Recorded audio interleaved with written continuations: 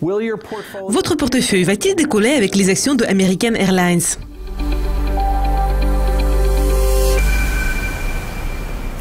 Nous connaissons tous American Airlines. C'est une très grande compagnie aérienne qui travaille dans le monde entier et surtout aux États-Unis. Combien de vols effectue-t-elle tous les jours? Près de 7000 vols. Et combien de villes pouvez-vous visiter avec American Airlines? 300 ou 400 villes du monde entier. C'est une très grande société qui est bien gérée. En ce qui concerne les actions, leur mouvement ressemble aux montagnes russes. Ces actions sont-elles attrayantes à mon avis? Parfois oui et parfois non. Voyons où elles s'établissent pour le moment. Sur ce graphique, nous voyons que les actions se négocient au niveau de 47 $ l'action. Est-ce un bon résultat? Auparavant, ils ont atteint le niveau de 50, 60 et 70 $ l'action. Et puis, il y a eu une chute. La société a presque fait faillite après 2008, où les actions se négocient au-dessous de 5 $ l'action. Que cela signifie-t-il pour votre portefeuille? Cela signifie que les mouvements de ces actions ressemblent à ceux des matières premières. Un jour, il y a une hausse et l'autre jour, il y a une baisse. Certains investisseurs de cette société ont perdu tout, mais d'autres ont eu de bons profits. Nous voudrions évidemment que vous soyez avec ceux qui ont enregistré des bénéfices. En ce qui concerne des facteurs positifs pour American Airlines, tout d'abord, il faut dire que les coûts du carburant ont reculé et ils restent à un niveau bas.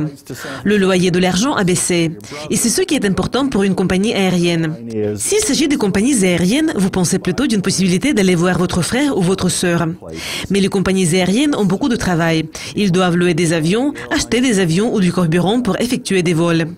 Si les prix du carburant sont bas, si les coûts sont bas, la compagnie se porte bien. Mais va-t-elle se porter bien à l'avenir? Les experts prévoient que les prix du pétrole vont rester bas au cours de ces quelques prochaines années.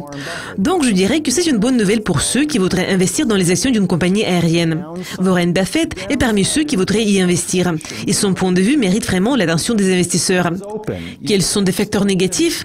Il y a une forte concurrence. Et quand les prix du carburant sont bas et le loyer de l'argent est bas, le marché est ouvert aux nouveaux acteurs. Vous pouvez aller au désert en Californie ou en Arizona, etc., louer quelques avions et lancer une compagnie aérienne. Ce n'est pas vraiment facile, mais c'est possible. Les investisseurs qui voudraient investir dans des compagnies aériennes voient qu'il y a des avions à louer et il y a des gens qui veulent voyager et qui voyagent à l'intérieur du pays et à l'étranger. Par conséquent, les prix des billets ne sont pas stables. Donc, les prix des billets pour aller à Chicago, à Dallas ou à Houston, etc. reculent toujours. Pourrait-il atteindre le niveau de 200 $ pour un billet d'avion? Probablement non. Mais les gens cherchent toujours des variantes moins chères. Donc la concurrence, c'est un point faible de American Airlines. Le ratio cours-bénéfice s'établit au niveau d'au-dessous de 10 fois les bénéfices. Mais je pense qu'il y a beaucoup de points positifs qui ont mené les actions au niveau où elles s'établissent aujourd'hui. Je ne prévois pas de tendance haussière pour les actions de American Airlines, mais je voyage avec American Airlines et j'aime les services proposés par cette compagnie. Cependant, je ne pense pas que ces actions puissent dépasser le niveau de 100 $ l'action. Et s'il s'agit des actions des compagnies aériennes, j'ai toujours des inquiétudes. Je voudrais plutôt payer moins pour les billets que payer plus pour ces actions. Cela conclut cet épisode des conseils en placement. C'était Matthew Stevenson en partenariat avec Ducoscopy TV. N'oubliez pas, l'argent peut prendre soin de vous, mais il ne peut pas prendre soin de lui-même.